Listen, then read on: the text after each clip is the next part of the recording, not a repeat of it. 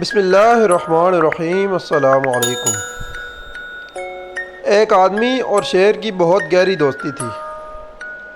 ایک دن شیر آدمی کے گھر آیا تو آدمی اپنے دوست شیر کو دیکھ کر بہت خوش ہوا۔ اس نے اپنی بیوی سے کہا کہ جنگل سے میرا دوست شیر آیا ہے، وہ جنگل میں پھل وغیرہ سے میری خدمت کرتا تھا، اب مجھے اس کی خاطر مدارت کرنی ہے۔ بیوی نے شوہر سے کہا، پہلے تمہارے دوست کیا کم تھے، اب جانور بھی آنے لگے۔ باہر شیر نے ان کی گفتگو سن لی۔ جب وہ آدمی باہر آیا تو شیر نے آدمی سے کہا، میرے دوست ابھی میں جلدی میں ہوں، پھر کبھی آؤں گا، اور وہ چلا گیا۔ کافی دنوں کے بعد آدمی کا اسی جنگل سے گزر ہوا اور شیر سے بھی ملاقات ہو گئی۔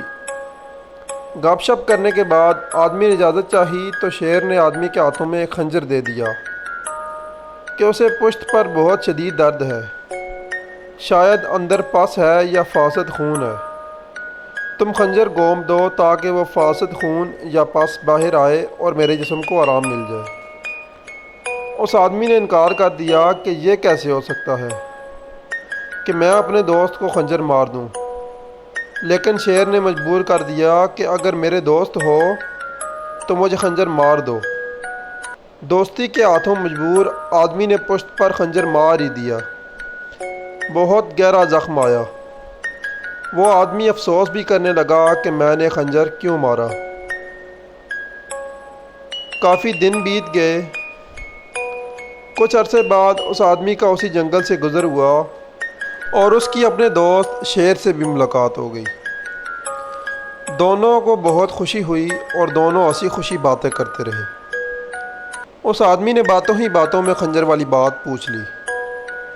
شیر یہ سن کر مسکرایا اور اپنے دوست کو اپنی پشت دکھائی کہ دیکھو یہاں کوئی زخم ہے۔ اس آدمی نے حیرت سے دیکھا، واقعی کوئی گاہو یا زخم نہیں تھا۔ شیر نے کہا، اس دن میں نے تمہاری اور تمہاری بیوی کی گفتگو سن لی تھی۔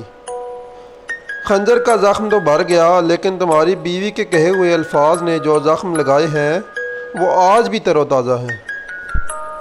اس کہانی میں ہمارے لیے سبق یہ ہے کہ خنجر کا زخم تو بھر سکتا ہے، لیکن زبان کا گھاؤ بہت مشکل سے جاتا ہے۔